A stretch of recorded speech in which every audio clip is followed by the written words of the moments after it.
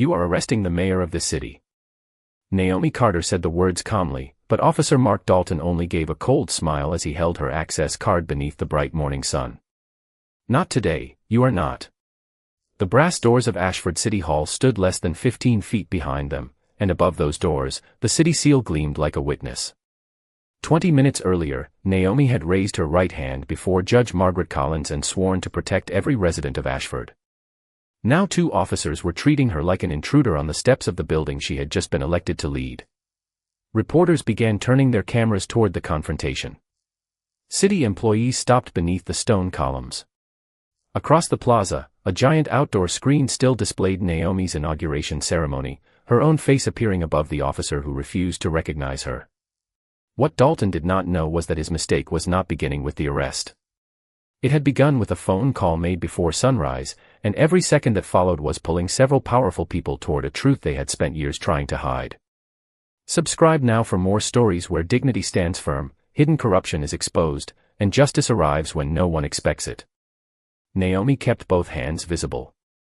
She wore a charcoal suit, a cream blouse, and the small bronze pin that had belonged to her father. The pin rested near her heart, catching a thin line of winter light. "Officer, check the official inauguration list," she said. "Call Judge Collins. Keep your body camera recording." Dalton glanced at his partner, Evan Cole, a younger officer whose expression had already begun to change. Evan touched the radio near his shoulder. "I can confirm her identification with dispatch." "No," Dalton said. The word came too quickly. He stepped closer to Naomi and held up her access card as though it proved something against her. "This badge was reported stolen." Naomi looked at the card, then at him. Her photograph was printed clearly beneath the words Mayor of Ashford. "Reported by whom?" Dalton did not answer. Behind him, the inauguration footage continued playing. Naomi's recorded voice carried across the plaza through the public speakers. "Power must answer to the people." Several reporters heard it. So did Evan. His eyes moved from the screen to Naomi's face, then to the card in Dalton's hand. "Sir," he said quietly, "that is her." Dalton's jaw tightened. "She is testing us." Naomi held Evan's gaze. "No. I am watching what you choose."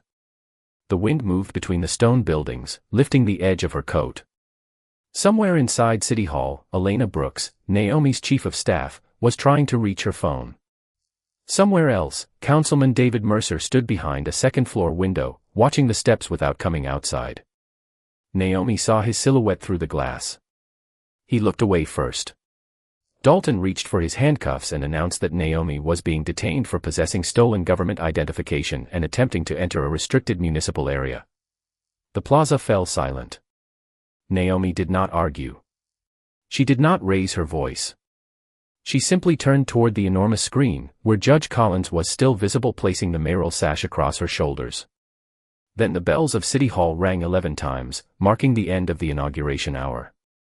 As the final note echoed over the plaza, Evan's body camera light remained red, and Naomi realized that one officer had already made the most important decision of the morning.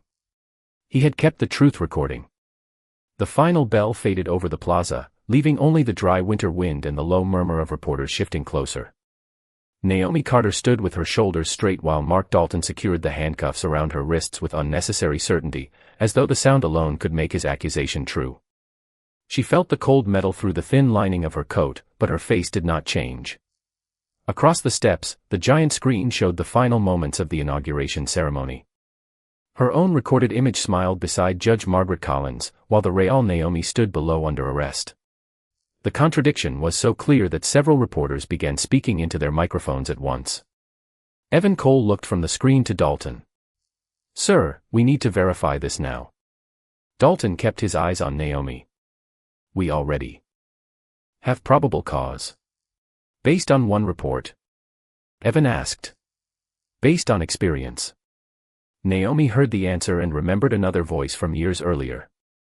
Her father had once returned home after being stopped on his way back from a hospital shift, still wearing his maintenance uniform and carrying a paper bag of groceries. He had not been charged with anything, but he had sat at the kitchen table for nearly an hour before speaking. Some men decide what you are before you open your mouth, he had told her. Your job is to make sure their decision does not become your identity. That morning, before sunrise, Naomi had stood in the same kitchen where he had said those words. Her mother had passed away 5 years earlier, but the small house in South Ashford remained filled with both of them. Naomi had dressed slowly, choosing the charcoal suit she had worn during the final campaign debate. She pinned her father's bronze city service emblem near her heart and placed a thick blue folder inside her briefcase. The folder contained 10 years of complaints against the Ashford Police Department. Families had written about traffic stops without explanation, searches without cause, and reports that somehow changed after body camera footage disappeared. Naomi had promised those families that her first executive order would create an independent review board with authority to preserve records before they could be altered. She had not announced the exact timing publicly. Only 4 people knew she planned to sign the order immediately after the inauguration. Elena Brooks knew. Judge Collins knew. City Attorney Samuel Price knew. Councilman David Mercer knew because he had insisted on reviewing the mayor's first-day schedule. Naomi looked again toward the second-floor window. Mercer's silhouette was gone. "Officer Cole," she said, "ask dispatch who filed the stolen identification report." Dalton turned sharply. "You do not direct my officer. Then answer the question yourself." Evan lifted his radio. "Dispatch, confirm the reporting party on the municipal credential alert." Static answered first. Then a dispatcher read the name. Councilman David Mercer. A stillness passed through the people nearest the steps.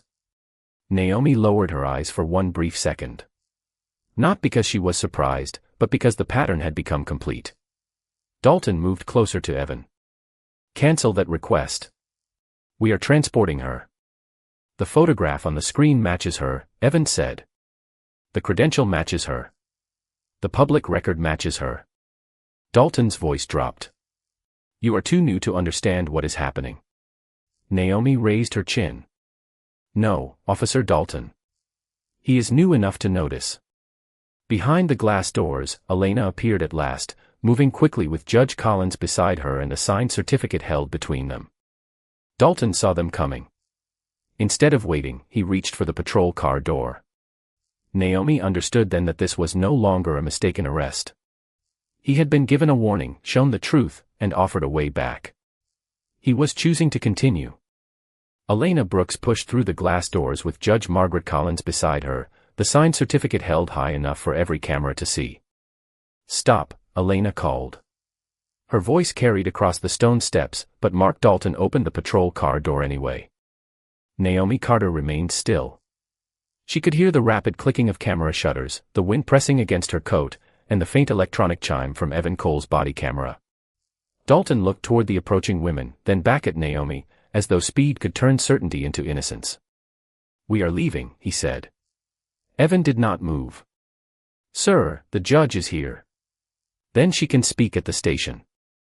Judge Collins reached the bottom step and held out the certificate. "Officer Dalton, I administered the oath of office less than half an hour ago. This woman is the lawful mayor of Ashford." Dalton glanced at the document without taking it. "We received a report that the credential was stolen." "From Councilman Mercer," Naomi said. Dalton's eyes shifted toward her. "You knew that before dispatch confirmed it, did you not?" He did not answer. Elena stepped closer, anger visible in the tightness around her mouth. "The inauguration was broadcast live. Her photograph is on every city website.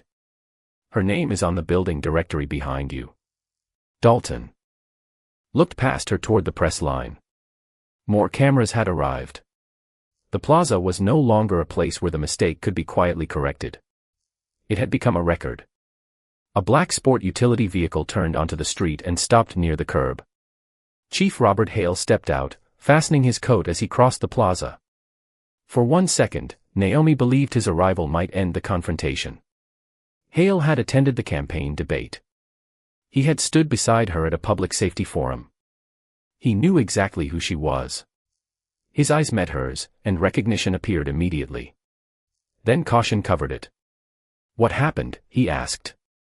Dalton spoke before anyone else could. "Possible stolen municipal credentials. Suspect refused to cooperate. Evan looked at him. She asked us to verify her identity. Hale turned toward the giant screen, where Naomi's recorded oath was still visible. He looked at Judge Collins, the certificate, and the reporters.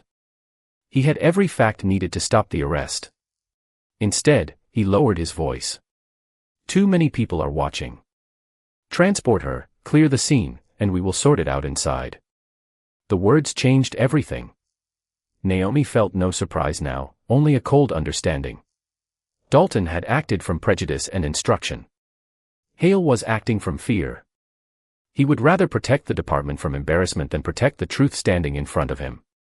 Chief Hale, Naomi said, are you ordering officers to detain the sitting mayor after her identity has been confirmed by the judge who swore her in? Hale's face tightened.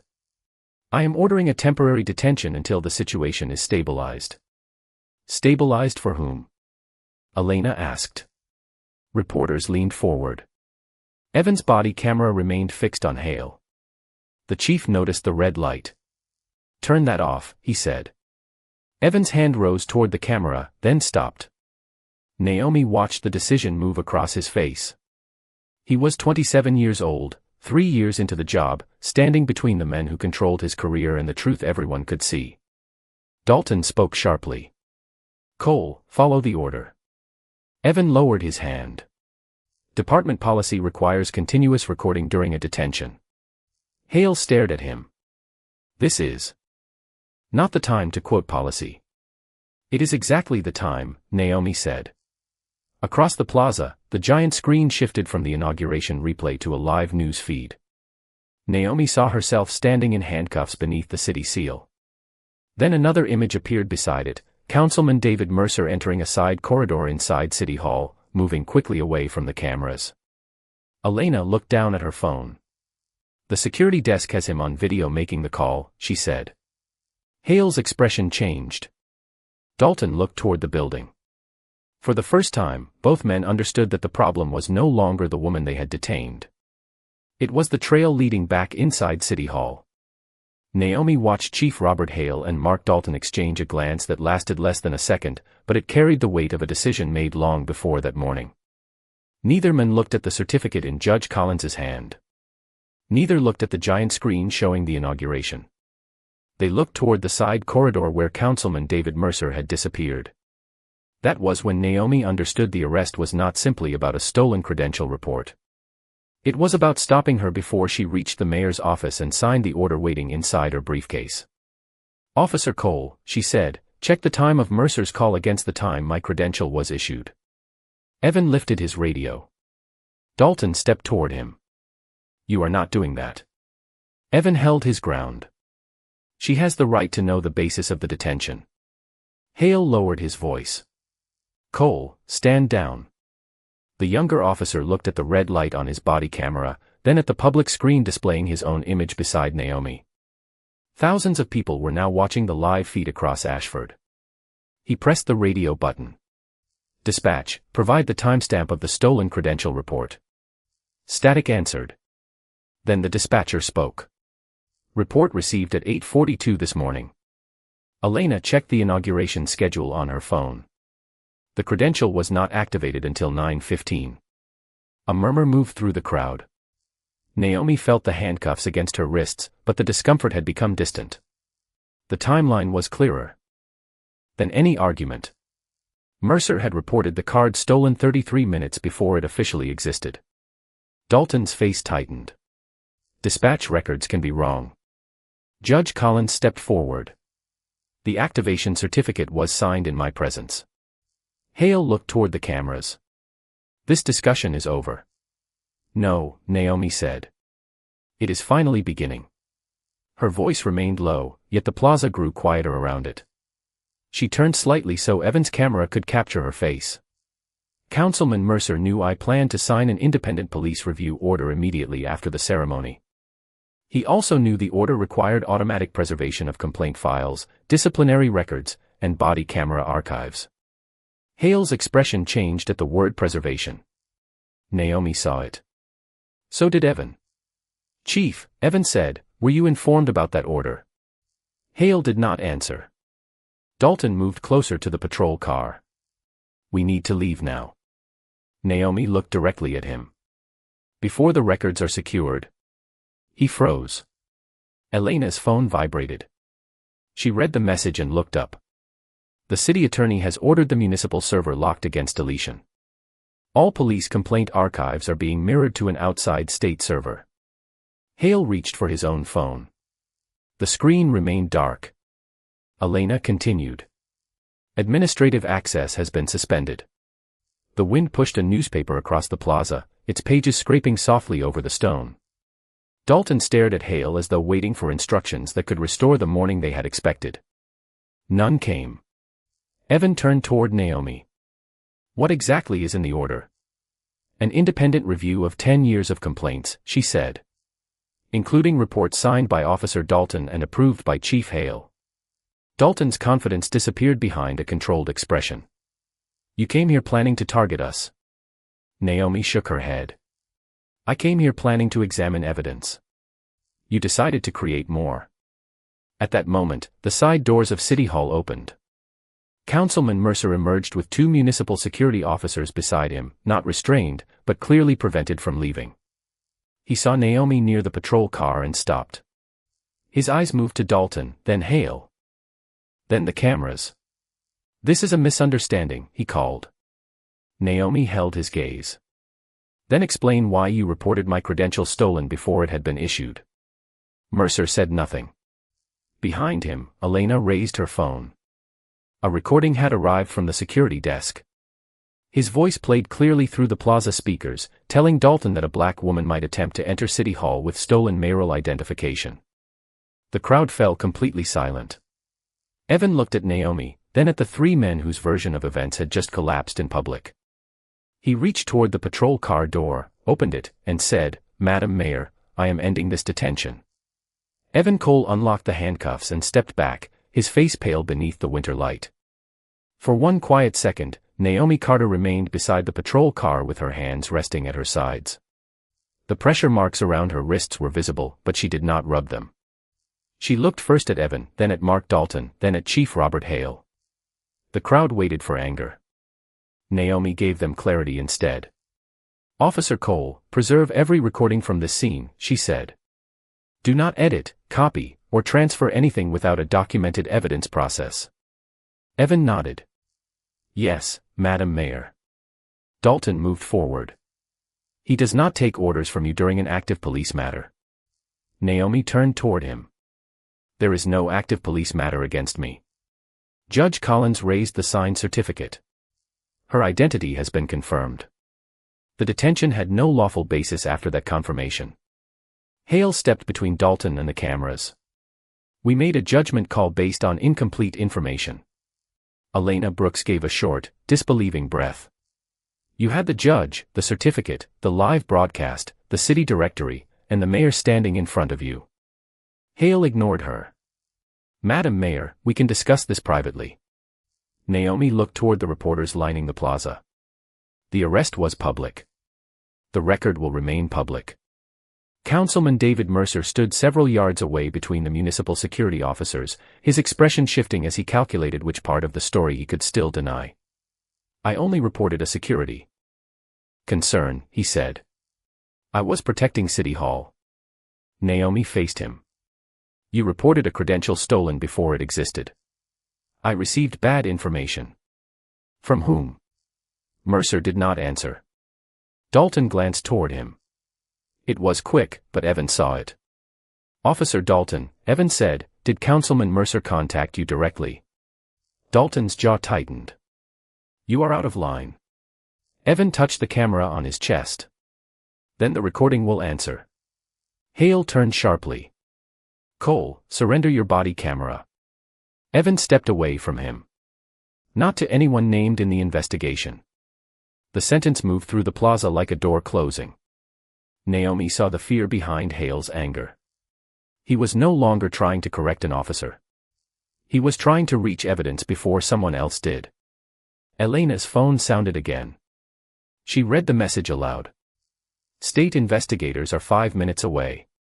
The city attorney has issued a preservation notice covering all department devices, private messages related to today's incident, and communications between Councilman Mercer, Chief Hale, and Officer Dalton. Mercer's confidence collapsed first. That is excessive. Naomi looked at him. So was having a woman arrested because you feared what she might sign? The giant screen behind them changed once more. The inauguration replay disappeared, replaced by a live statement from City Attorney Samuel Price. He confirmed that Naomi's authority had begun the moment Judge Collins completed the oath. He also confirmed that the mayor could place senior police officials on administrative leave when credible evidence suggested interference with city records or obstruction of official duties. Hale stared at the screen. Dalton looked toward the patrol car, then toward the street, as though distance might still offer protection. Naomi walked up the city hall steps without rushing. Each footstep sounded clear against the stone. At the top, Elena handed her the blue folder containing the unsigned executive order. Naomi opened it, removed the final page, and placed it on a portable desk beneath the city seal. The same reporters who had recorded her detention now recorded her signature. Effective immediately, she said, Chief. Robert Hale and Officer Mark Dalton are placed on administrative leave pending independent review. All badges, department weapons, access credentials, and official devices will be surrendered under supervision. Dalton's face hardened. You cannot punish us because you were embarrassed. Naomi capped the pen and looked directly at him. This is not punishment for embarrassing me. This is accountability for ignoring evidence, refusing lawful verification, and attempting to protect a false arrest. The clock above City Hall showed 47 minutes past 11. Less than an hour had passed since Dalton first stopped her.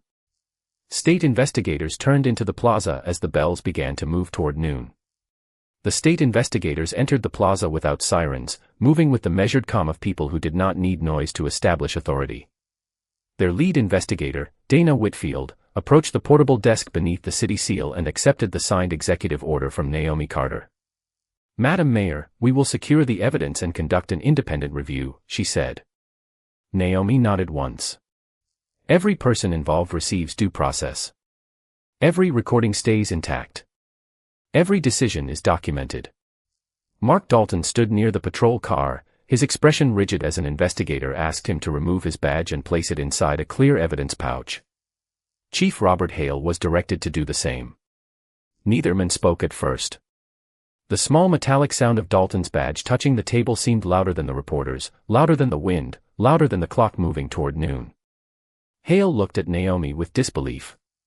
You have been in office less than an hour. Naomi held his gaze. The law did not begin when I entered office, Chief. Your responsibility existed before I arrived.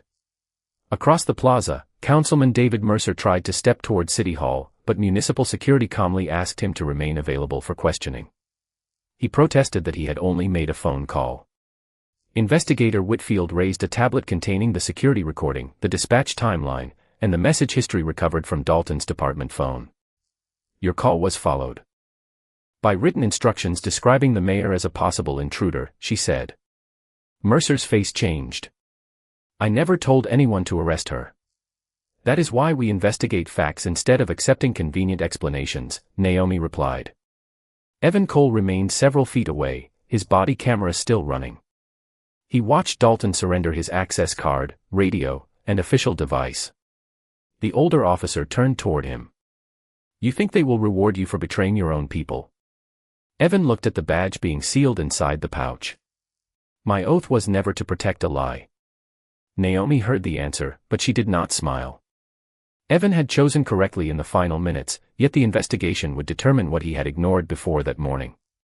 Accountability could recognize courage without pretending it erased silence. Investigator Whitfield asked Evan to accompany her team and provide a complete statement. He agreed. Judge Collins stood beside Elena Brooks near the City Hall doors, holding the original inauguration certificate against the wind. Reporters called questions toward Naomi, asking whether she wanted Dalton arrested, whether Hale should be prosecuted, and whether Mercer had organized the entire event. Naomi raised one hand. The plaza quieted. This city will not replace one abuse of power with another, she said. No one will be condemned without evidence, and no one will be protected from evidence because of rank, friendship, or fear. She did not speak for long. She did not need to. Behind her, the giant screen showed the live image of two badges resting in separate evidence pouches. The clock reached noon. Exactly 58 minutes had passed since Dalton stopped her on the steps. Naomi looked toward the patrol car and saw her reflection in its dark window. For an instant, the glass became the window of another police vehicle, one she had seen in family photographs after her father's repeated stops. She remembered him returning home in silence, refusing to let bitterness become the only inheritance he left his daughter. Across the plaza, a young black girl in a red coat stood beside her mother, watching Naomi beneath the city seal. Naomi straightened her shoulders. The child lifted one hand in a small wave. Naomi returned it. Then she turned toward the open doors of City Hall, carrying the blue folder beneath her arm. Behind her, investigators preserved the evidence. Ahead of her, the mayor's office waited. The humiliation had been public, but so was the choice that followed it, not revenge, not spectacle, but truth placed carefully into the record. Inside City Hall, the air felt warmer, but the tension followed Naomi Carter through every corridor. Staff members stood beside office doors, watching quietly as she passed beneath portraits of mayors who had never been asked to prove they belonged there. Elena Brooks walked beside her, holding the inauguration certificate, while Judge Margaret Collins followed with the blue folder of preserved records. Naomi reached the mayor's office and paused before entering. Her name had already been placed on the frosted glass, but the door remained locked. Elena tried the handle again. The access system was disabled at 11:21, she said. Naomi looked toward the hallway camera. Who had authority to do that? A city technology officer hurried forward with a tablet. Chief Hale's administrative account issued the command, but the request originated from Councilman Mercer's office. Judge Collins drew a slow breath. Before or after the arrest? The officer checked the log. For minutes before Officer Dalton approached her. The corridor went still. The sequence was no longer a collection of bad decisions. It was coordination. Naomi turned toward the nearest security monitor, where live footage from the plaza showed state investigators examining Dalton's phone. Dana Whitfield appeared on the screen moments later and asked to speak with Naomi privately. Elena connected the call through the office intercom. We recovered a message sent at 10:53, Whitfield said. Councilman Mercer told Dalton that the mayor would be carrying a blue folder containing documents that could damage the department. Dalton replied that he would delay her entry. Naomi looked down at the folder beneath her arm. And Chief Hale? He received a copy of the exchange. The truth settled through the room without drama. Hale had not arrived to correct a misunderstanding. He had arrived to complete a plan. Naomi asked the technology officer to unlock the office using the emergency administrative key. The door opened with a soft click. Inside, sunlight spread across a wide wooden desk, the city seal, and a row of unopened briefing books. On the desk sat a second document Naomi had never seen. It appeared to be an executive order bearing her name, postponing the independent police review for 6 months. The signature line was blank, but a note attached to the page instructed staff to present it immediately after the inauguration. Elena read it twice. They expected you to sign this instead. Naomi examined the language.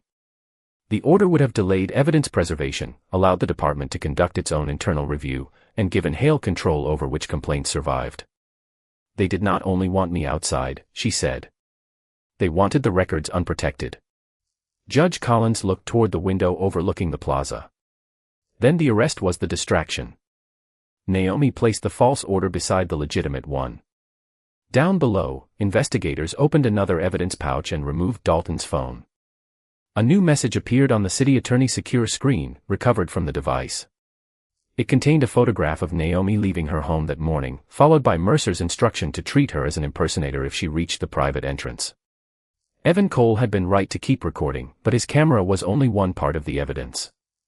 The security logs, dispatch call, access shutdown, and messages now formed a complete chain. Whitfield returned to the call. Madam Mayor, based on these records, we are expanding the investigation to include conspiracy to obstruct municipal authority and unlawful interference with public records. Naomi did not celebrate. She walked behind the desk, placed her father's bronze pin beside the city seal, and opened the legitimate executive order. Her pen hovered above the signature line. Through the window, she could see Dalton, Hale, and Mercer standing separately beneath the winter sky, no longer protected by a shared story. Naomi signed her name. At that exact moment, every complaint file in the Ashford Police Department began transferring to the Independent State Archive. The transfer began without ceremony. Lines of data moved across the secure monitor in Naomi Carter's office, carrying 10 years of complaints beyond the reach of anyone who might try to alter them. Elena Brooks watched the progress bar advance while Judge Margaret Collins compared the false executive order with the legitimate document Naomi had just signed. Outside the window, state investigators separated Mark Dalton, Robert Hale, and David Mercer for individual interviews. The three men could no longer coordinate their answers. Their shared story had ended the moment the records began moving. Dana Whitfield entered the mayor's office carrying sealed evidence pouches and a preliminary incident report. "The recovered messages support deliberate interference with your official duties," she said. "We also found instructions directing department staff to delay the release of complaint files until after Chief Hale approved them." Naomi looked at the city seal on her desk. "How many files were marked for review?" 46, Whitfield answered. "Several appear to involve the same officers, the same missing recordings, and nearly identical language." Elena's expression hardened. "Uncooperative subject. Suspicious behavior. Officer safety concern." Whitfield nodded. "The wording repeats across years." Naomi remembered the families whose statements filled the blue folder. They had entered public meetings carrying photographs, receipts, medical bills, and reports no official seemed willing to read. Their pain had been treated as an inconvenience. Now the evidence had reached a place where rank could not quietly close the door. A knock sounded at the office entrance. Evan Cole stood there without his radio or service weapon, accompanied by a state investigator. "Madam Mayor, I requested permission to speak before they take my formal statement," he said. Naomi motioned for him to enter. Evan kept his hands at his sides. "Officer Dalton told me last week that certain city officials might create problems after the inauguration. He said loyalty would matter more than policy." "Did you ask what he meant?" Naomi said. "No," his answer came quickly. "I told myself he was warning me about politics. This morning, when he refused to verify your identity, I understood what he meant. I should have questioned him sooner." Naomi studied him. Keeping the camera on mattered. "It does not erase every time you chose not to ask." Evan lowered his eyes. "I know. Then tell the investigators everything. Not only what protects you." He nodded. "I will." Whitfield escorted him back into the hallway, where his statement would become part of the record. Naomi did not offer praise. Courage shown late could still serve justice, but it could not rewrite the moments before it. Down in the plaza, Dalton looked up toward the mayor's window. His badge was gone, and for the first time that morning, no uniform stood between him and accountability. Hale sat at a temporary interview table while investigators reviewed his administrative commands. Mercer spoke rapidly to an attorney, pointing toward City Hall as if the building itself had betrayed him. Naomi watched them for only a moment before closing the blinds. "They expected you to make this personal," Judge Collins said. Naomi returned to the desk. "That would make their story easier." Elena placed a second folder before her. It contained emergency policies for protecting witnesses, preserving evidence, and appointing an interim police chief from outside the department. Naomi read each page carefully.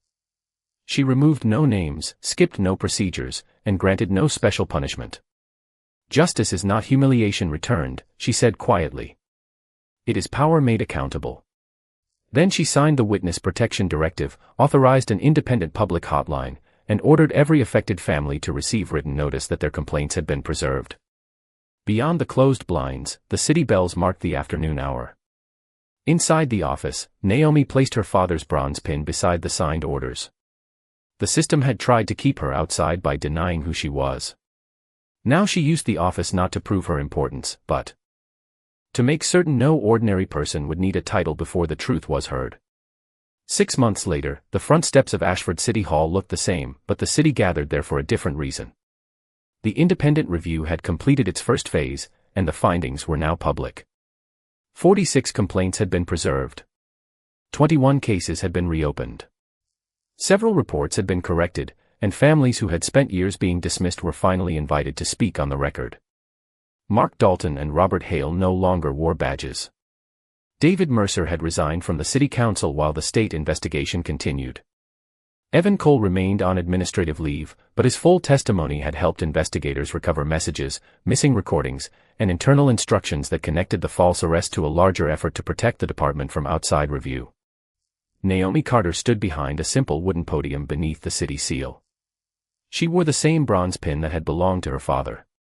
This time, there were no handcuffs, no patrol car, and no one questioning whether she belonged there. Yet she did not speak about victory. She spoke about responsibility. A title can open a door, she told the crowd, but justice begins when the same door remains open for people without titles. Elena Brooks stood nearby holding the final reform order. Judge Margaret Collins sat in the front row beside families whose complaints had once been ignored. Dana Whitfield watched from the edge of the plaza, her investigation still active, because accountability was not a single public moment. It was a process that continued after the cameras left. Naomi signed the order creating an independent civilian review board, mandatory preservation of body camera footage, and automatic outside review whenever an officer interfered with a complaint record. The applause that followed was warm, but Naomi let it fade before stepping away from the podium. Near the back of the crowd, the young black girl in the red coat stood beside her mother. She was holding a small notebook against her chest. Naomi recognized her immediately. After the ceremony, the girl approached. Slowly. "Were you scared that day?" she asked. Naomi knelt so they could speak at eye level. "Yes," she said. The girl looked surprised. "But you did not look scared." Naomi smiled gently. Courage is not the absence of fear. It is deciding that fear will not choose your actions. The girl opened the notebook. On the first page, she had drawn City Hall with a woman standing at the top of the steps. Naomi signed her name beneath the picture, then added 4 words.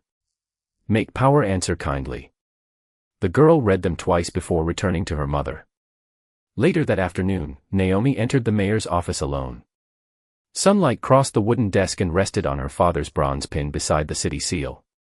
She opened the drawer and removed the handcuff receipt issued on the morning of her arrest. She did not keep it as a symbol of humiliation. She placed it inside the official city archive beside the executive order that had protected the records. One documented the abuse of power. The other documented the answer to it. Naomi closed the folder and walked to the window. Below, residents moved freely across the plaza while new officers attended a public training session inside the council chamber. The city was not suddenly perfect. Trust would take longer than any investigation, and reform would require more than one mayor. But something essential had changed. The truth no longer depended on whether the powerful found it convenient. Naomi touched the glass as the girl in the red coat looked up from the sidewalk and waved. Naomi waved back. Kindness had not weakened her authority. Restraint had not diminished justice. She had refused to become cruel in order to defeat cruelty, and that choice had changed the meaning of power in Ashford. So when authority asks for silence, and telling the truth may cost you comfort, position, or approval, what would you choose to protect?